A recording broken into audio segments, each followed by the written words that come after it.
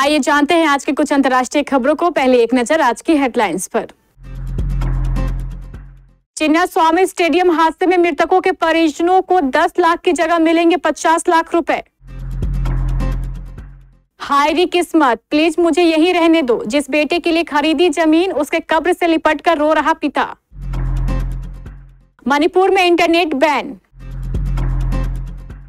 राजा सोनम और वो 3 लोग, अचानक घूम गई शक की सुई। इंदौर मिसिंग कपल कांड में नया खुलासा।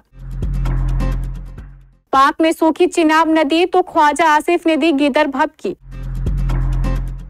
नए दौर में यात्रियों के उत्साह से खिलखिला उठी घाटी। वंदे भारत ने कराई सफर के साथ रोमांच की यात्रा।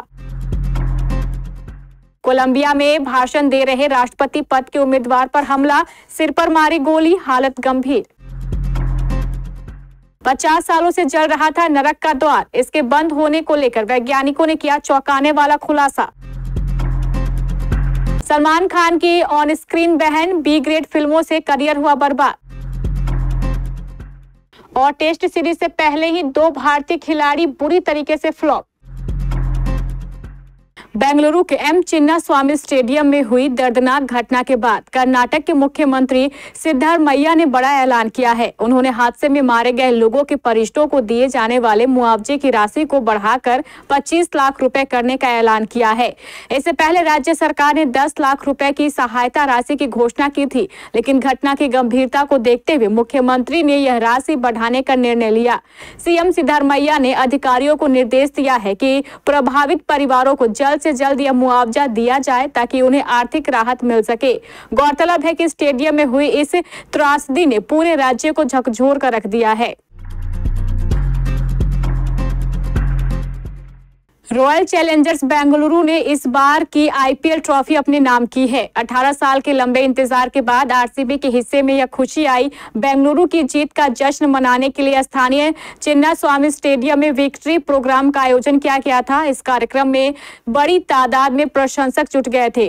इतनी बड़ी भीड़ को संभाल पाना स्थानीय पुलिस और प्रशासन के बस की बात नहीं थी और देखते ही देखते आरसीबी के प्रशंसकों की भीड़ बेकाबू हो गई और भगदड़ मच गई।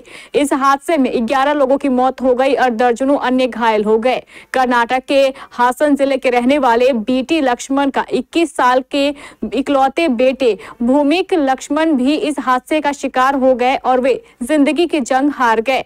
अब बीटी लक्ष्मण का एक वीडियो सोशल मीडिया में वायरल हो रहा है, जिसमें उनको बेटे की कब्र से लिपटकर बेतहाशा रोते हुए देखा जा सकता है। बेटे की मौत के गम में डूबे लक्ष्मण इस वीडियो में कह रहे हैं कि उन्हें अपने जिगर के टुकड़े की कब्र के पास ही रहने दिया जाए। बेंगलुरु हादसे में हासन जिले के निवासी बीटी लक्ष्मण के बेटे भूमिक लक्ष्मण की भी मौत हो गई थी। मणिपुर में एक बार फिर हालात तनावपूर्ण हो गए हैं। शनिवार रात इम्फाल पूर्व और पश्चिम जिले में उस वक्त हिंसा भड़क उठी जब खबरें आई कि मेइती संगठन अरबाई तेंगोल के एक नेता को गिरफ्तार किया गया है। इसके बाद प्रदर्शनकारियों ने सड़कों पर टायर और फर्नीचर जलाकर प्रदर्शन किया और नेता की रिहाई की मांग की। इस घटना के बाद पूरे क्षेत्र का इंटरनेट सेवा भी बंद कर दिया गया है। लोगों को शांत रहने की अपील की जा रही है। साथ ही पुलिस और सेना ने मोर्चे को संभाल लिया है। इंदौर कपल मिसिंग कांड की गुत्थी उलझ चुकी है। राजा रघुवंशी की मौत हो चुकी है, उनकी बॉडी भी मिल चुकी है, पर सोनम का अब तक सुराग नहीं मिला। पुलिस से लेकर परिवार तक सोनम को ढूंढने में जुटा है। आखिर इंदौर से हनीमून मनाने गए कपल के साथ ऐसा क्या हुआ? सोनम कहाँ है? आखिर वह जिंदा भी है या नहीं, या फिर कोई बड़ी साजिश है जिससे दुनिया अनजान है? अब हनीमून मनाने गए कपल राजा रघुवंशी और सोनम के मिसिंग कांड में ऐसा खुलासा हुआ जिससे अचानक शक की सुई घूम गई है।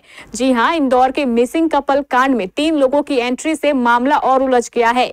मेघालय के एक टूरिस्ट गाइड ने खुलासा किया है कि राजा रघुवंशी और सोनम के साथ 3 लोग आए थे। वे तीनों पुरुष थे। जिस तरह राजा रघुवंशी और पत्नी सोनम सोहराय इलाके से गायब हुए थे, वो 3 लोग उनके साथ देखे गए थे। अब सवाल है कि आखिर वो 3 लोग कौन थे? सोनम और राजा से उनका क्या कनेक्शन था? क्या वो राजा के कातिल थे? क्या सोनम को किडनैप कर लिया गया है?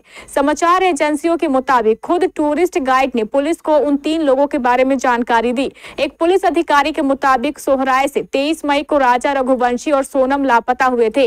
लापता हुए राजा का शव 2 जून को एक गड्ढे में मिला था, जबकि उनकी पत्नी की तलाश जारी है। इस बीच सोनम के लिए परिवार का रो रो कर बुरा हाल है। इस पूरे मामले की जांच के लिए मध्य प्रदेश के मुख्यमंत्री ने सीबीआई जांच का अनुरोध किया है। भारत के सिंधु जल समझौता स्थगित करने के बाद से पाकिस्तान घबराया हुआ है। भारत से बातचीत की पेशकश के बाद एक बार फिर से पाक ने गीदड़ भभकी देनी शुरू कर दी है। पाकिस्तान के रक्षा मंत्री ख्वाजा आसिफ का नया बयान आया है, जिसमें उन्होंने कहा है कि इस्लामाबाद जल युद्ध में भारत को हरा देगा। जम्मू कश्मीर के पहलगाम में हुए आतंकी हमले के बाद भारत ने ऑपरेशन सिंदूर लॉन्च कर पाकिस्तान में घुसकर आतंकी ठिकानों को तबाह किया था, जिसके बाद से दोनों पक्षों के बीच आधिकारिक रूप से बातचीत बंद है। हालांकि हाल ही में विदेश दौरे पर पहुंचे पाकिस्तान के प्रधानमंत्री शहबाज शरीफ ने भारत से बातचीत की इच्छा जाहिर की थी। कश्मीर में बेहतरीन सुविधाओं से युक्त पहली वंदे भारत ट्रेन में यात्रा से लोगों के चेहरे खिल उठे। उद्घाटन के अगले दिन शनिवार को लोगों ने श्रीनगर कटरा वंदे भारत की इस यात्रा का भरपूर लुत्फ उठाया। कुछ लोगों ने अपनी खुशी केक काटकर जाहिर की, तो कुछ लोग कश्मीर की वादियों में सड़क मार्ग के कष्टप्रद यात्रा के अनुभवों को याद करते हुए भावुक हो गए। लोगों के इस अत्यधिक और ऐतिहासिक यात्रा से कश्मीर की घाटी खिलखिला रही है। शानदार और यादगार यात्रा के लिए लोगों ने मोदी सरकार की तारीफ की। यह नए ट्रेन कश्मीर वासियों के लिए खास मायने रखती है, क्योंकि 10 घंटे का सफर अब 3 घंटे में पूरा हो रहा है। कोलंबिया में राष्ट्रपति पद के उम्मीदवार और सीनेटर मुगुएल उरेबे पर एक कार्यक्रम के दौरान जानलेवा हमला हुआ। उनके सिर पर गोली मार दी गई। सीनेटर का फिलहाल अस्पताल में इलाज चल रहा है। उन्हें गंभीर चोटें आई हैं। हमले को लेकर बोगोटा के मेयर कार्लोस गैलन ने जानकारी दी कि संदिग्ध हमलावर को गिरफ्तार कर लिया गया है। उससे पूछताछ की जा रही है। वहीं अस्पतालों को भी अलर्ट किया गया है। सीनेटर पर हमले को लेकर कोलंबिया के राष्ट्रपति गुस्तावो पेट्रो ने अपने सोशल मीडिया प्लेटफॉर्म एक्स पर पोस्ट किया, मुझे नहीं पता कि आपके दर्द को कैसे कम किया जाए। यह एक खोई हुई मां और एक घायल मातृभूमि का दर्द है।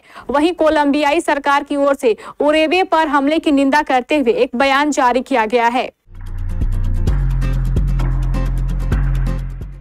दुनिया में कई खदानें हैं ऐसी जिसमें लगी आग सालों से जल रही है। इनमें भारत की धनबाद की कोयले की खदान हो या फिर तुर्कमेनिस्तान का मशहूर नरक का द्वार, आग दशकों से जल रही है। यह नरक का द्वार पिछले 50 सालों से जल रहा है। ऐसी आगों पर काबू पाना असंभव होता है। यह कारण है दशकों बाद भी इसमें आग लगातार जल रही है। पर हाल ही में नरक का द्वार सुर्खियों में आ गया है। इसको लेकर वैज्ञानिकों ने एक चौंकाने वाला खुलासा किया है कि यह बंद होने वाला है, क्योंकि इसकी लपट और इससे निकलने वाली गैस दोनों में भारी कमी देखने को मिल रही है। तुर्कमेनिस्तान का यह क्रेटर जो 1971 में सोवियत वैज्ञानिकों की एक भयानक गलती के कारण बना, अब धीरे धीरे अपनी चमक खो रहा है। वैज्ञानिकों का कहना है कि प्राकृतिक गैस का प्रभाव कम होने से इसकी लपटें अब पहले की तुलना में 3 गुना कम हो गई है। अब आग की लपटें केवल पास ही दिखाई देती हैं। पहले यह कई किलोमीटर दूर से नजर आती थी। इसी के कारण इसे नरक का द्वार नाम दिया गया था।